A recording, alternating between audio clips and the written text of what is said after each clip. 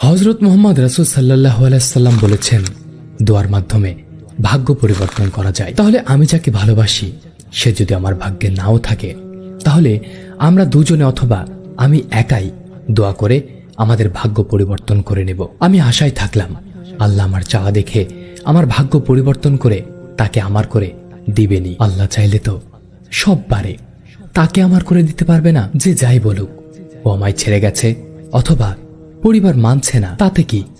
দোয়া করে ভাগ্য পরিবর্তন করে নেব ইনশাআল্লাহ। জি, আমার কাছে এমন চিন্তা ভাবনার অজস্র ছেলে মেয়েরা আসে। শুধু তাই নয়, এমন অজস্র চিন্তা ভাবনার মানুষ আমাদের আশেপাশেই রয়েছে। তুমিও যদি এমনই চিন্তা ভাবনার অন্তর্ভুক্ত মানুষ হয়ে থাকো অথবা ভেবে থাকো তাকদীর কি, ভাগ্য আসলে কি, কোনটা, কতটুকু, দোয়ার মাধ্যমে আসলেই কি ভাগ্য পরিবর্তন করা সম্ভব? সম্ভব হলেও কি সম্ভব, কতটুকু সম্ভব? এমন অজস্র প্রশ্ন যদি তোমার মনেও ঘুরপাক খেতে থাকে প্রতিনিয়ত, তবে এই ভিডিওটা তোমার জন্যই। আসসালামু আলাইকুম, আমি ডক্টর প্রিন্স।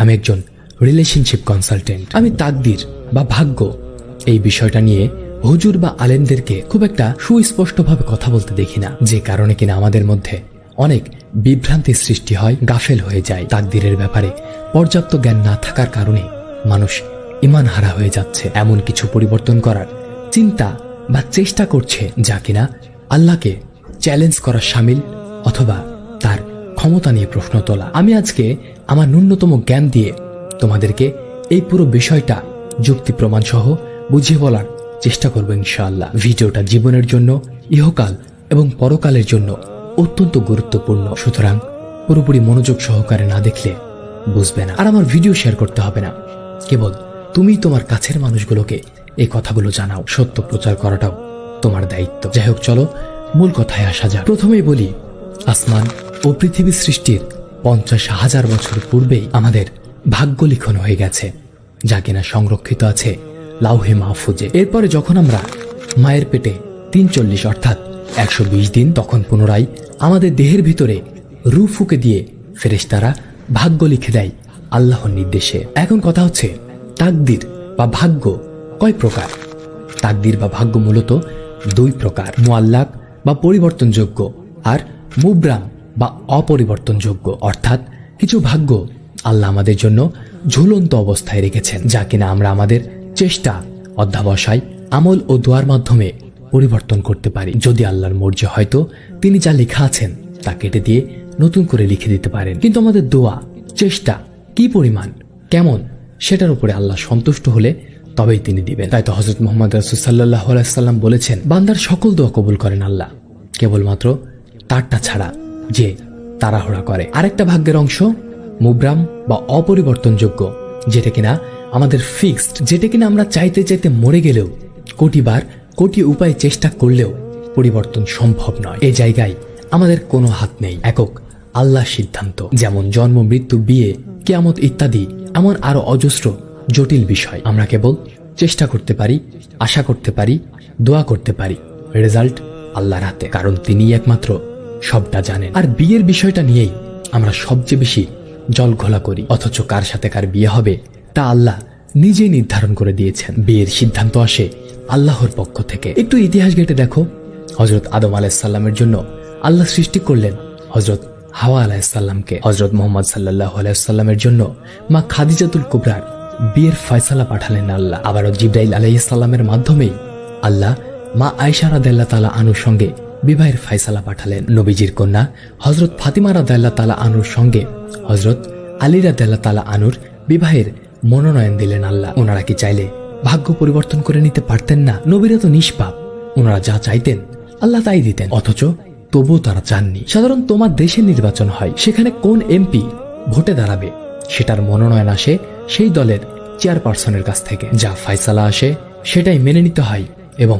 সেই পারে ভোটে দাঁড়াতে। সে জিতুক বা না জিতুক, সে জনপ্রিয় হোক কিংবা না হোক। আর তুমি আল্লাহর ফয়সালাকে পরিবর্তন করতে এসেছ, মাথায় কি কিছু আছে? ধরলাম তোমার বাবা মাকে তোমার ভাল লাগে না, গোটা দুনিয়া চ্যালেঞ্জ, তুমি তাদেরকে অস্বীকার করে বা পরিবর্তন করে দেখাও তো? পারবে না, অসম্ভব। ভাই বোন পরিবর্তন, সেটাও অসম্ভব। কেন পারবে না? দোয়া করো, দোয়া করতে করতে মুখে ফেনা তুলে ফেলো, দেখি সকালে তুমি অন্য কারো সন্তান বলে ঘোষিত হও কিনা, যারও সন্তান বা দত্তক নেওয়া সন্তানের হিসাবটা আলাদা, কিন্তু তুমি তোমার জন্মদাত্রী মাকে বদলে আর একটা মাকে বানাতে পারবে আপন মা? তো এটা যেমন আল্লাহ নির্ধারণ করে দিয়েছেন, তেমনি তোমার বউকে, তোমার স্বামীকে, সেটা আল্লাহ নির্ধারণ করে দিয়েছেন। তুমি যখন প্রেম করেছিলে সে ভাগ্যে আছে কিনা সেটা জেনে প্রেম করেছিলে। তোমার কাছে কি আল্লাহ জিব্রাইল আলাইহিস সালামের মাধ্যমে ওহী পাঠিয়েছিলেন যে তুমি গোপনে জেনে গেলে ওই তোমার নির্ধারিত জীবন সঙ্গী? তুমি ভাগ্যকে টেক্কা দিয়ে প্রেম করেছ, এরপর যখন তাকে পাওনি তখন আল্লাহকে দোষিয়েছ। কেন তাকে আল্লাহ আমার জীবনে পাঠালেন? ভাই আমার, বোন আমার, তুমি তোমার 15-16 বছরের জিন্দেগিতেই নিজের চরিত্রটাকে নষ্ট করে ফেললে। বাকি জীবন তো এখনো অবশিষ্ট আছে তোমার। কি করবে তুমি? 20টা বছর শৈল তোমার, আর 5টা বছর তুমি একটু ধৈর্য ধারণ করতে পারলে না? শয়তানের ধোকায় পড়ে গেলে, আল্লাহকে ভুলে গেলে। আহা, আবার তুমি কিনা ভাগ্যকে পরিবর্তন করতে চাও? তুমি কি প্রেম করতে দুনিয়ায় এসেছো? তোমাকে দুনিয়াতে পাঠানোর আল্লাহর কি এই নিয়ত ছিল? ইসরে বোন আমার, মায়া লাগে তোর জন্য। তুই একটা ছেলেকে না পেয়ে আত্মহত্যা করলি। ভাই আমার, তুই একটা মেয়েকে হারিয়ে নেশার দিকে ঝুঁকে গেলি। একটাকে পাসনি বলে তোরা প্লে বয় প্লে গার্ল হয়ে আরো অজস্র মাসুম গোলারে নষ্ট করলি, ধোকা দিলি, বেঈমানি করলি, অথচ তুই জানতি সে তোর নয়। আল্লাহ তোকে বলেছে তোর জন্য একজন ঠিক আছে রে বান্দা, তুই চিন্তা করিস না। আল্লাহ বলেছেন আমার বান্দারে, তুই কেন চিন্তা করবি যে তোর একজন সঙ্গী দরকার? তোকে আমি না বানিয়েছি? আমি তো জানি তোর কাকে দরকার, কেমন দরকার। তোকে আমি জান্নাত থেকে দুনিয়াতে পাঠিয়ে কোটি কোটি মাখলুকাত সৃষ্টি করলাম রে বান্দা। ফল দিলাম, ফুল দিলাম, পশু পাখি দিলাম, তোর বিনোদনের জন্য, তোর রিফ্রেশমেন্টের জন্য সমুদ্র দিলাম, পাহাড় দিলাম, তোর নিঃশ্বাসের জন্য বাতাস দিলাম, তোর খেদমতের জন্য নিয়োজিত করলাম আমার কত অজস্র সৃষ্টি। এত সুন্দর সুন্দর, অপূর্ব, অতুলনীয় জিনিস রে বান্দা। তোর একজন সঙ্গী প্রয়োজন, আমি তোর এইটুকু কি বুঝতাম না? তুই না চাইতে তোকে আমি এত কিছু দিলাম, তবু তুই আমার দিকে আঙুল তুলিস। আমি কেন তোকে তাকে পাইয়ে দিলাম না? ওরে বেঈমান, তুই যাকে চেয়েছিলি সে তো অন্য কারো শান্তি তৃপ্তির বস্তু। তুই জানতি সে তোকে ভালোবাসে রে পাগল। আমি আল্লাহ তো জানি কার মনে কি চলে, আমি তো অন্তর্যামী। আমি জানি তোর ওই প্রেমিকা তোকে ঘুম পাড়িয়ে দিয়ে অন্য একটা পরপুরুষের সাথে সারা রাত প্রেম আলাপে মেতে থাকতো। আমি তো জানি রে বান্দি, তুই যাকে তোর জান প্রাণ দিয়ে ভালোবাসিস, তোর সেই প্রেমিক তোকে ছেড়ে অন্য একটা মেয়ের সাথে রুম ডেট করতে চায়, অজস্র মেয়ের সাথে অশ্লীল মেসেজে লিপ্ত থাকে। তুই কি জানিস তোর লাভার, তুই যাকে লাইফ লাইন বলিস, সে তোর সাথে জাস্ট টাইম পাস করে, তোকে ঠকায়? আমি তো জানি। আরে আমার বান্দা, আমার বান্দি, দুনিয়ায় কে এমন আছে যে তোকে আমার চাইতে বেশি ভালোবাসে? অথচ তুই আমাকেই বলে গেলি। তুই আমার ভয়ে পর্দা করিস না, তুই পর্দা করিস তোর প্রেমিকের ভয়। তুই আমার জন্য নেশা ছাড়িস না, ছাড়িস প্রেমিকার জন্য। তুই আমার সাথে কথা বলতে বা আমার মহব্বতে তাহাজ্জুদে উঠিস না, উঠিস তোর প্রেমিক প্রেমিকা তোকে ডেকে দেয় বলে। তারপরেও আমি আমার বান্দাকে ছেড়ে যাইনি। আমি চাই না আমার বান্দা বান্দির জীবনে এমন একজন প্রতারক আসুক। আমি তো দুনিয়ায় কত উদাহরণ সৃষ্টি করে দিলাম। ওই যে দেখ, তোর এলাকায় একটা মেয়ে পিতামাতার অবাধ্য হয়ে প্রেম করে বিয়ে করেছিল। তার স্বামী মাদকাসক্ত, তার স্বামী অন্যত্র পরকিয়া করে, নেশা করে এসে মারধর করে। না সে সইতে পারল, আর না সে কাউকে বলতে পারল।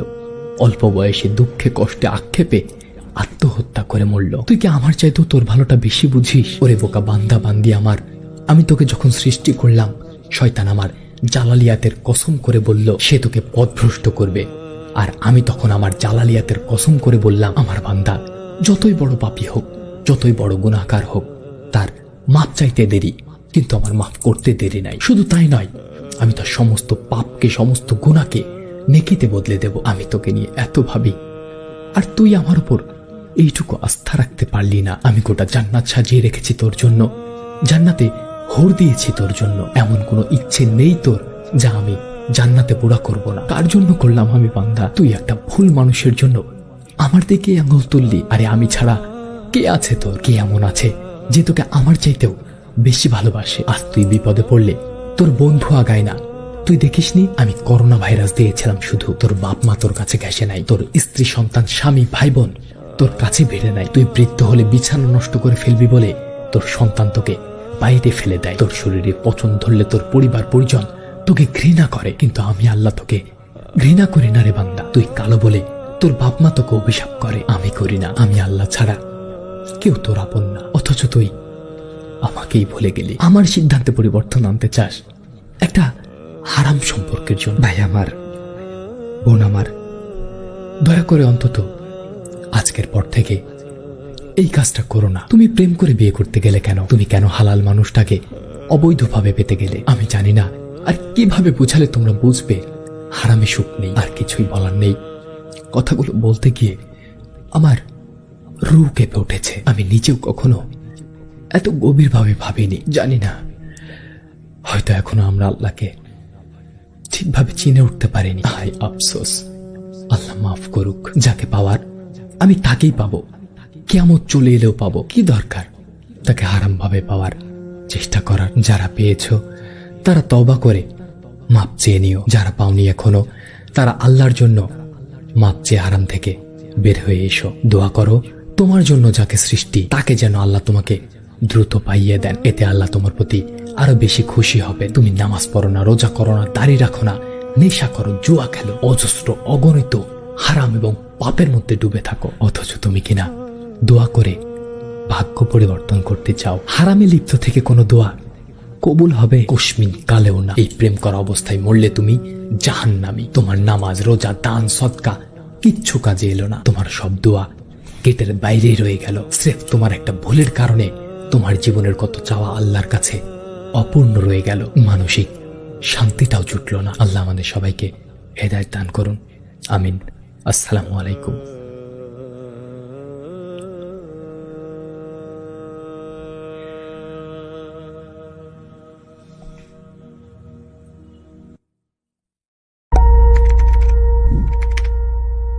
হযরত মুহাম্মদ রাসূল সাল্লাল্লাহু আলাইহি সাল্লাম বলেছেন, দোয়ার মাধ্যমে ভাগ্য পরিবর্তন করা যায়। তাহলে আমি যাকে ভালোবাসি সে যদি আমার ভাগ্যে নাও থাকে, তাহলে আমরা দুজনে অথবা আমি একাই দোয়া করে আমাদের ভাগ্য পরিবর্তন করে নেব। আমি আশায় থাকলাম আল্লাহ আমার চাওয়া দেখে আমার ভাগ্য পরিবর্তন করে তাকে আমার করে দিবেনি। আল্লাহ চাইলে তো সব পারে, তাকে আমার করে দিতে পারবে না? যে যাই বলুক, ও আমায় ছেড়ে গেছে অথবা পরিবার মানছে না, তাতে কি?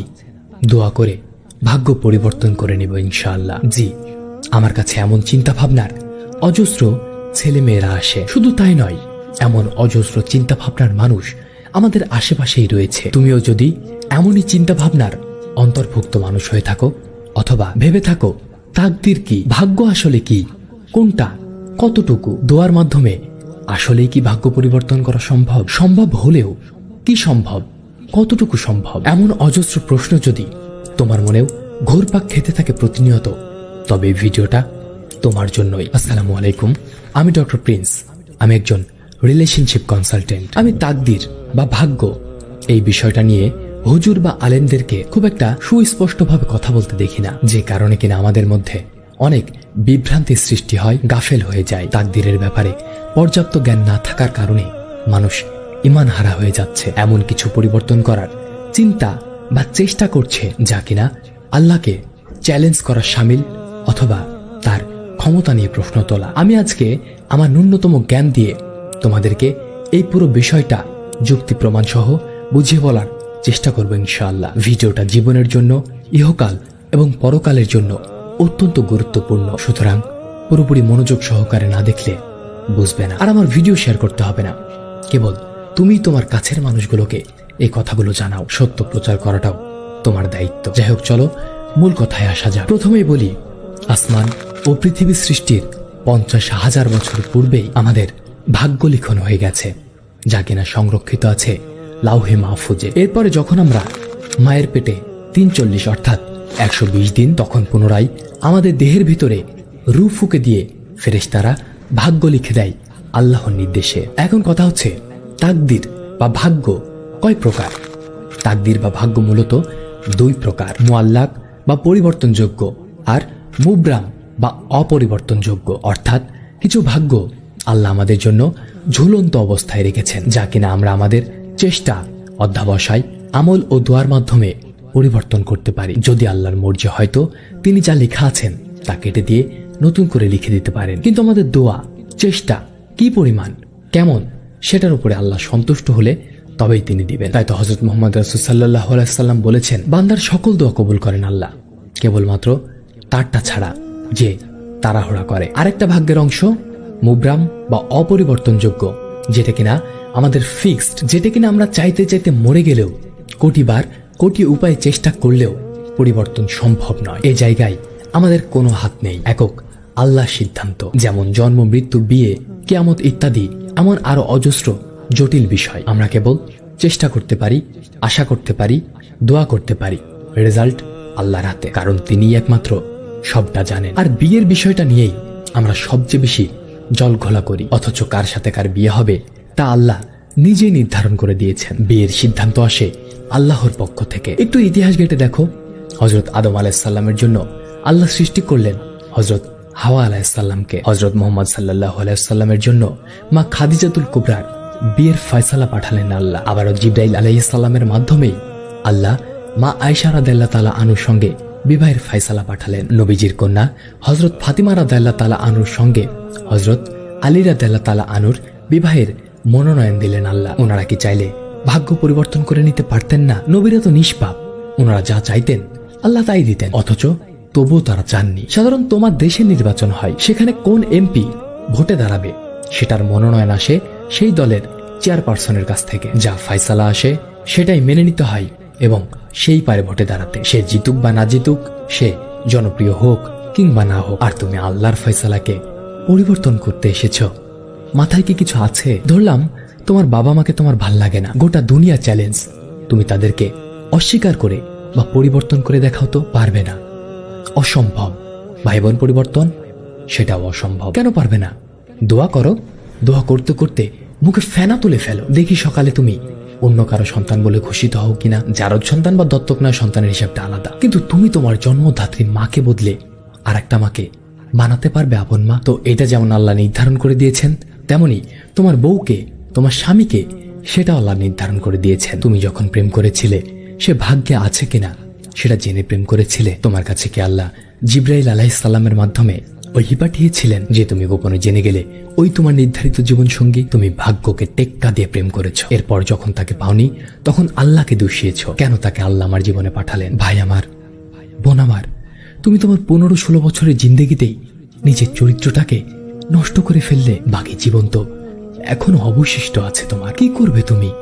20টা বছর শৈল তোমার, আর 5টা বছর তুমি একটু ধৈর্য ধারণ করতে পারলে না? শয়তানের ধোকায় পড়ে গেলে, আল্লাহকে ভুলে গেলে। আহা, আবার তুমি কিনা ভাগ্যকে পরিবর্তন করতে চাও? তুমি কি প্রেম করতে দুনিয়ায় এসেছো? তোমাকে দুনিয়াতে পাঠানোর আল্লাহর কি এই নিয়ত ছিল? ইসরে বোন আমার, মায়া লাগে তোর জন্য।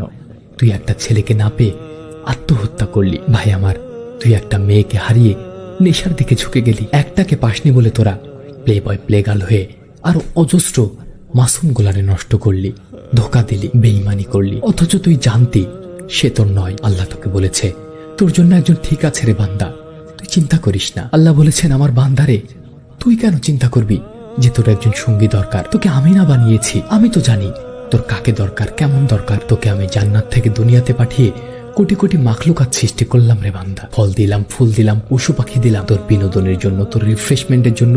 সমুদ্র দিলাম, পাহাড় দিলাম তোর নিঃশ্বাসের জন্য, বাতাস দিলাম তোর খেদমতের জন্য নিয়োজিত করলাম। আমার কত অজস্র সৃষ্টি, এত সুন্দর সুন্দর, অপূর্ব, অতুলনীয় জিনিস রে বান্দা। তোর একজন সঙ্গী প্রয়োজন, আমি তোর এইটুকু কি বুঝতাম না? তুই না চাইতে তোকে আমি এত কিছু দিলাম, তবু তুই আমার দিকে আঙুল তুলিস। আমি কেন তোকে তাকে পাইয়ে দিলাম না? ওরে বেঈমান, তুই যাকে চেয়েছিলি সে তো অন্য কারো শান্তি তৃপ্তির বস্তু। তুই জানতি সে তোকে ভালোবাসে রে পাগল। আমি আল্লাহ তো জানি কার মনে কি চলে, আমি তো অন্তর্যামী। আমি জানি তোর ওই প্রেমিকা তোকে ঘুম পাড়িয়ে দিয়ে অন্য একটা পরপুরুষের সাথে সারা রাত প্রেম আলাপে মেতে থাকতো। আমি তো জানি রে বান্দি, তুই যাকে তোর জান প্রাণ দিয়ে ভালোবাসিস, তোর সেই প্রেমিক তোকে ছেড়ে অন্য একটা মেয়ের সাথে রুম ডেট করতে চায়, অজস্র মেয়ের সাথে অশ্লীল মেসেজে লিপ্ত থাকে। তুই কি জানিস তোর লাভার, তুই যাকে লাইফ লাইন বলিস, সে তোর সাথে জাস্ট টাইম পাস করে, তোকে ঠকায়? আমি তো জানি। আরে আমার বান্দা, আমার বান্দি, দুনিয়ায় কে এমন আছে যে তোকে আমার চাইতে বেশি ভালোবাসে? অথচ তুই আমাকেই ভুলে গেলি। তুই আমার ভয়ে পর্দা করিস না, তুই পর্দা করিস তোর প্রেমিকের ভয়। তুই আমার জন্য নেশা ছাড়িস না, ছাড়িস প্রেমিকার জন্য। তুই আমার সাথে কথা বলতে বা আমার মহব্বতে তাহাজ্জুদে উঠিস না, উঠিস তোর প্রেমিক প্রেমিকা তোকে ডেকে দেয় বলে। তারপরেও আমি আমার বান্দাকে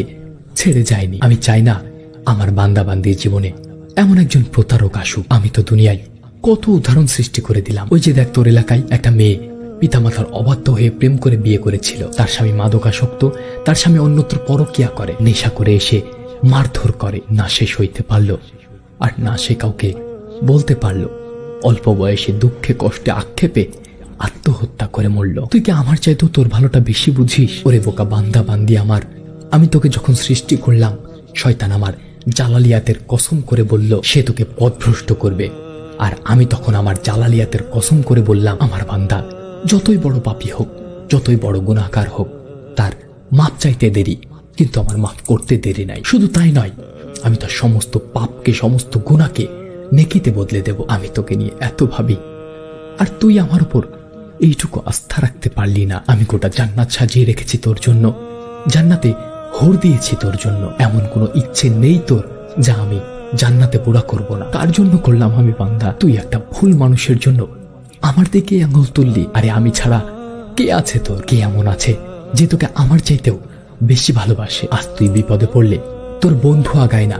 তুই দেখিসনি আমি করোনা ভাইরাস দিয়েছিলাম, শুধু তোর বাপ মা তোর কাছে ঘেসে নাই, তোর স্ত্রী সন্তান স্বামী ভাই বোন তোর কাছে ভিড়ে নাই। তুই বৃদ্ধ হলে বিছানা নষ্ট করে ফেলবি বলে তোর সন্তান তোকে বাইরে ফেলে দেয়। তোর শরীরে পচন ধরলে তোর পরিবার পরিজন তোকে ঘৃণা করে, কিন্তু আমি আল্লাহ তোকে ঘৃণা করি না রে বান্দা। তুই কালো বলে তোর বাপ মা তোকে অভিশাপ করে, আমি করি না। আমি আল্লাহ ছাড়া কেউ তোর আপন না, অথচ তুই আমাকেই ভুলে গেলি। আমার সিদ্ধান্তে পরিবর্তন আনতে চাস একটা হারাম সম্পর্কের জন্য। ভাই আমার, বোন আমার, দয়া করে অন্তত আজকের পর থেকে এই কাজটা করো না। তুমি প্রেম করে বিয়ে করতে গেলে কেন? তুমি কেন হালাল মানুষটাকে অবৈধভাবে পেতে গেলে? আমি জানি না, আর কিভাবে বোঝালে তোমরা বুঝবে হারামে সুখ নেই। আর কিছুই বলার নেই। কথাগুলো বলতে গিয়ে আমার রু কেঁপে উঠেছে। আমি নিজেও কখনো এত গভীরভাবে ভাবিনি। জানি না, হয়তো এখনো আমরা আল্লাহকে ঠিকভাবে চিনে উঠতে পারিনি। হায় আফসোস, আল্লাহ মাফ করুক। যাকে পাওয়ার আমি তাকেই পাবো, কিয়ামত চলে এলেও পাবো। কি দরকার তাকে হারাম ভাবে পাওয়ার চেষ্টা করার? যারা পেয়েছো তারা তওবা করে মাপ চেয়ে নিও। যারা পাওনি এখনো, তারা আল্লাহর জন্য মাপ চেয়ে হারাম থেকে বের হয়ে এসো। দোয়া করো তোমার জন্য যাকে সৃষ্টি, তাকে যেন আল্লাহ তোমাকে দ্রুত পাইয়ে দেন। এতে আল্লাহ তোমার প্রতি আরো বেশি খুশি হবে। তুমি নামাজ পড়ো না, রোজা করো না, দাড়ি রাখো না, নেশা করো, জুয়া খেলো, অজস্র অগণিত হারাম এবং পাপের মধ্যে ডুবে থাকো, অথচ তুমি কিনা দোয়া করে ভাগ্য পরিবর্তন করতে চাও। হারামে লিপ্ত থেকে কোনো দোয়া কবুল হবে কুসমিন কালেও না। এই প্রেম করা অবস্থায় মরলে তুমি জাহান্নামী। তোমার নামাজ, রোজা, দান, সদকা কিচ্ছু কাজে এলো না। তোমার সব দোয়া গেটের বাইরেই রয়ে গেল। স্রেফ তোমার একটা ভুলের কারণে তোমার জীবনের কত চাওয়া আল্লাহর কাছে অপূর্ণ রয়ে গেল। মানসিক শান্তিটাও জুটল না। আল্লাহ আমাদের সবাইকে হেদায়েত দান করুন, আমিন। আসসালামু আলাইকুম।